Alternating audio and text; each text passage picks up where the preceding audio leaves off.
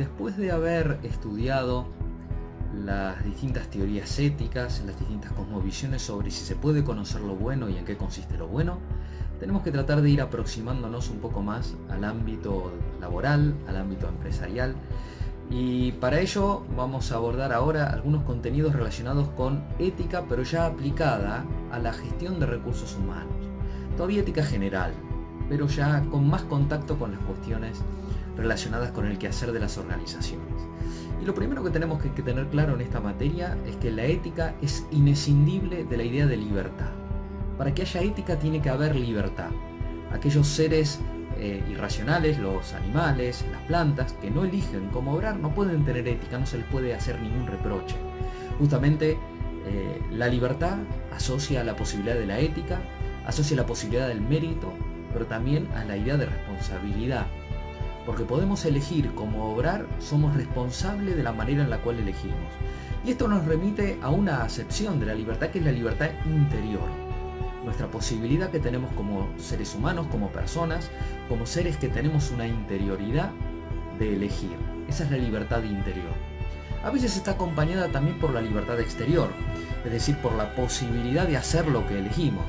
Pero no necesariamente van una con la otra. Una persona que está con un grave retraso mental, que está loca, diríamos vulgarmente, y que está por allí vagando por la calle, tiene libertad exterior pero no tiene libertad interior, no puede decidir lo que hace y por eso no se la responsabiliza.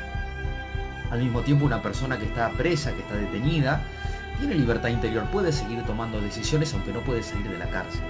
Como puede tomar decisiones todavía, es que puede cometer delitos desde la cárcel. También a veces escuchamos de algunos secuestros express que hacen presos con los teléfonos públicos de las cárceles. Es esencial esta idea, la idea de libertad, para que pueda haber ética.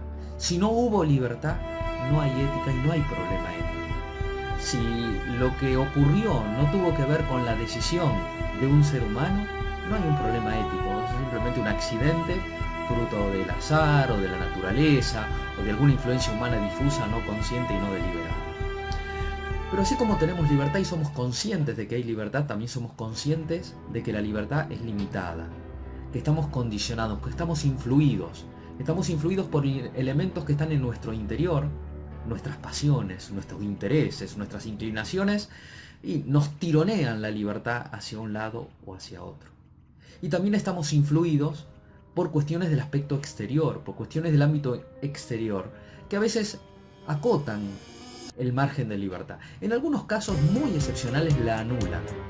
Hay casos donde hay personas que quedan paralizadas frente a un supuesto y no se pueden mover. Y no le podemos reprochar no haber obrado. En ese caso su libertad estuvo anulada. Pero la mayor parte de las veces, los intereses, lo que nos conviene, las pasiones, lo que sentimos, las conveniencias, los factores que nos rodean, influyen en nuestra libertad pero no la anulan. Pueden atenuar un poco nuestra responsabilidad, pero seguimos siendo responsables de nuestras decisiones. Y así como podemos hablar de la libertad, nos damos cuenta que integramos comunidades, que integramos grupos sociales, que no vivimos aislados. Y en ese sentido, que necesita esa comunidad una autoridad que sea capaz de impulsar a la libertad, de coordinar la libertad, a veces de orientarla, de regularla y cuando no de ponerle límites también. La libertad y la autoridad son conceptos recíprocos que se necesitan en la ética, tanto en la ética personal como en la ética social. Y otro elemento que también orienta nuestra libertad desde el exterior, desde nuestro exterior, es la ley. Cuando hablamos por ley nos referimos a algún tipo de regla, algún tipo de norma que rige y que prescribe comportamientos que hay que realizar. Podemos nosotros identificar lo que los antiguos llamaban la ley moral natural, exigencias que no hace falta que ningún hombre, que ninguna persona las establezca, que surgen de la misma condición del ser humano y que nos llevan a considerar buenos o malos algunos actos y a orientarnos en un sentido y en otro. Pero también y sobre todo la ley humana, o la ley positiva, las leyes que hacen los seres humanos. Los seres humanos podríamos decir que ejercen las máximas autoridades y tenemos entonces la Constitución Nacional, otras autoridades como las leyes, que llamamos leyes porque provienen del Congreso, los decretos, pero también otras normas que tienen un nivel inferior, pero no menos obligatorio, como las resoluciones o como las mismas directivas que a veces existen en las empresas y en las organizaciones. Esas directivas como tales son necesarias para poder coordinar las libertades hacia el bien común que se busca. Porque si cada uno en un partido de fútbol juega para el lado que quiere, con las reglas que quiere, no se puede jugar el partido. Y lo mismo podemos decir en la vida en general. Hacen falta autoridades y hacen falta reglas. Pero claro, el problema, y es una tensión muy interesante para pensarla, pero muy dramática para vivirla, es la que se produce cuando hay un enfrentamiento entre lo que exige la ley moral y lo que exige la ley humana. Cuando quiere la ley humana, la directiva, el decreto, la disposición, que hagamos algo que sentimos profundamente de nuestro interior que está mal. Allí aparece un problema que es digno de ser abordado y que lo aborda mucho la ética contemporánea, llamado el de la objeción de conciencia. La posibilidad de que algunos seres humanos digan, eso yo no lo puedo cumplir porque va contra mi conciencia si yo lo hago. Y cómo debe responder la organización y cómo debe responder la autoridad y la sociedad frente a los objetores de conciencia. Algo que no deja de ocurrir también en el ámbito laboral. A veces la objeción de conciencia es por motivos religiosos. Pensemos, por ejemplo, en enfermeros que pertenecen a una religión que es contraria a las transfusiones sanguíneas. Y entonces dicen, yo no puedo hacer una transfusión porque me siento haciendo algo malo. ¿Qué hacemos en la organización con un trabajador así? Evidentemente, si estamos en la selección de personal, saber si un candidato a trabajar en el área de hemodiálisis de un hospital pertenece o no a una de estas religiones es importante como ámbito de selección, pero cuando ya lo tenemos al personal, ¿cómo trabajamos? Porque pueden ser muchas veces seres humanos valiosos que pueden realizar su aporte, aunque algunas tareas o algunas cuestiones las objeten por razones de conciencia. Ahora, en ética las cosas serían más fáciles si solo fuéramos responsables en alguna medida de lo que hacemos nosotros. Y es así, ¿no? Cada uno es responsable de lo que hace. Pero a veces nuestro comportamiento en cierto sentido colabora con el comportamiento de otros. Es lo que se llama la cooperación. Colaboramos con otros, colaboramos con el obrar de otros. Y nosotros nos damos cuenta que cuando nosotros ayudamos a alguien a hacer algo bueno, nos hacemos buenos con la otra persona. Y cuando ayudamos a alguien a hacer algo malo, nos hacemos malos con la otra persona. Y aparece entonces el problema ético complejo de la cooperación. ¿En qué medida puedo yo cooperar con actos de otros? A veces trabajamos en organizaciones en donde no nos toca decidir, nos toca ejecutar. Y nos tenemos que preguntar hasta dónde somos cómplices si ejecutamos una decisión que, aunque no tomamos nosotros, no es la adecuada, no es ética. Y hasta dónde nos podemos justificar diciendo que lo nuestro es solamente una colaboración.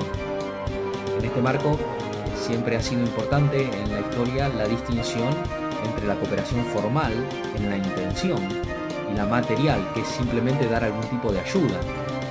Si el acto es malo, colaborar en la intención es malo. Y dar ayuda material es malo. Y probablemente dependerá de las razones por las cuales uno colabora y de la proximidad de la colaboración que estamos realizando. Si nos mandan a buscar un formulario de un telegrama, al comprarlo, un formulario de telegrama, y nosotros sabemos que es porque la gerencia va a despedir a una persona injustamente, nosotros no cometemos ninguna injusticia yendo a comprar el telegrama, porque es una colaboración material remota, alejada del acto.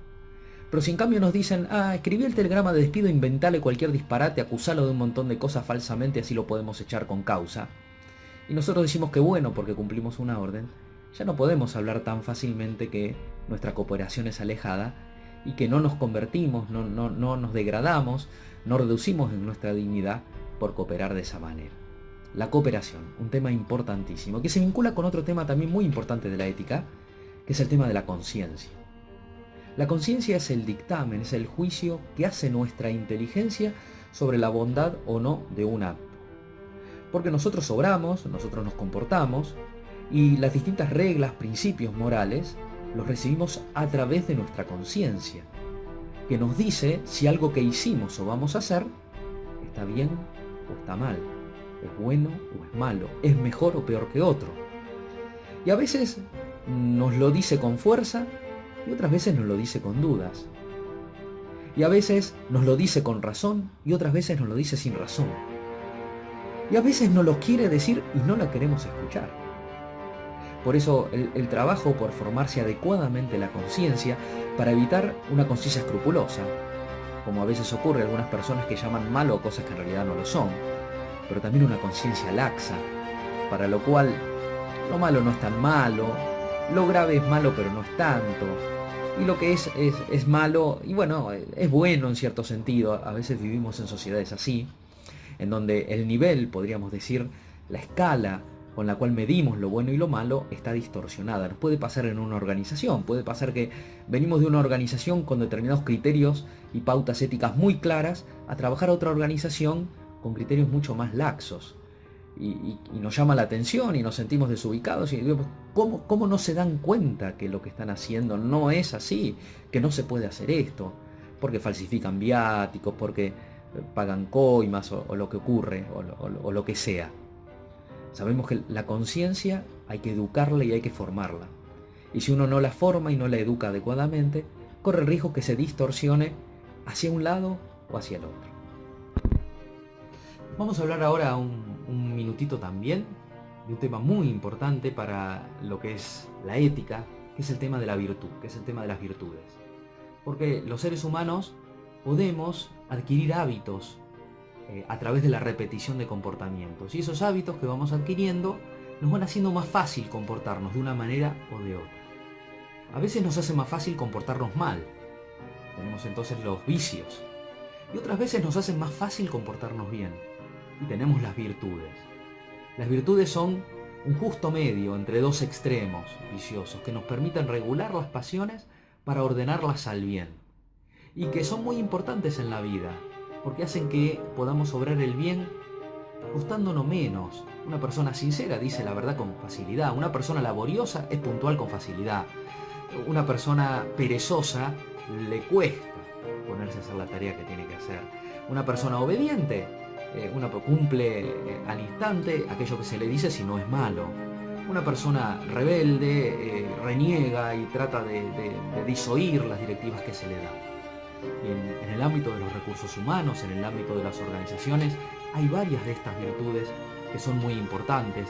La virtud de la comunidad, poder contribuir al crecimiento común, la solidaridad. La virtud de la excelencia, también llamaban los antiguos la magnanimidad. Tener objetivos elevados, tener objetivos altos, no conformarse con un mínimo. La virtud de la responsabilidad, la virtud de la integridad, poder ser coherente en lo que uno hace y no andar cambiando el criterio según la circunstancia o según la conveniencia. La adquisición de virtudes es algo importantísimo en el ámbito laboral y es también algo importantísimo, entre otras cuestiones, en la gestión de recursos humanos. Y un tema que nos queda pendiente en esta aplicación de la ética a las cuestiones empresariales y de recursos humanos es un tema complejo, que es el tema del mal menor. Porque hay veces, lógicamente, que estamos frente a algo que es malo, que no podemos evitar, pero sí podemos reducir el mal. En esos casos, en esas circunstancias, se justifica obrar el mal menor. Pero si el mal del cual estamos hablando es algo que es malo moralmente, lo que nunca podemos hacer es recomendar el mal menor, ni obrar el mal menor. Supongamos que se va a realizar una práctica, una conducta relacionada con una gran cantidad de empleados que es muy injusta, que es discriminatoria. Es malo moralmente hacerlo, sin duda. Si nosotros conseguimos que los que tienen que decidir al menos limiten el mal, lo reduzcan la cantidad de sujetos que van a verse afectados, en buena hora, es bueno. Pero nosotros no podemos justificar de nuestra parte hacer mal como si fuera una manera de no hacer algo peor. Siempre va a haber algo peor. Nunca que haya algo peor justifica que hagamos algo malo. Esta cuestión del mal menor es una cuestión sumamente compleja porque en la vida humana muchas veces las cuestiones están más allá de nuestras posibilidades y más allá de nuestras decisiones, y saber moverse en este ámbito. Un filósofo rumano radicado en Argentina, Emilio Comar, tenía una expresión que a mí en este sentido siempre me ha gustado mucho. Él decía: con los ojos en el cielo, no en las nubes, y los pies en la tierra, no en el barro. Los ojos en el cielo quiere decir tener los ideales altos, como hablábamos, la excelencia, la magnanimidad, pero no en las nubes, no no como si uno estuviera en otro planeta ignorando totalmente lo que ocurre. Eso no es de alguien prudente, de alguien virtuoso. Y los pies en la tierra, a eso se refiere. Conociendo bien la realidad con la cual tenemos que trabajar. No viviendo una realidad idílica que no es la realidad. Con los ojos en la tierra, pero no en el barro. Cuando dice barro no se refiere a no embarrarse en el sentido de no animarse con los problemas, sino a no ensuciarse con aquello que es corrupto, con aquello que lesiona la dignidad de la persona humana. La ética tiene que ser siempre el criterio rector de nuestro comportamiento principal, personal, y del comportamiento de las organizaciones. Y debemos contribuir en lo que está a nuestro alcance, porque no somos todopoderosos, sin duda, pero sí tenemos un pedacito del mundo que podemos hacer un poco mejor. En ese pedacito del mundo construir para que el hombre pueda crecer y planificar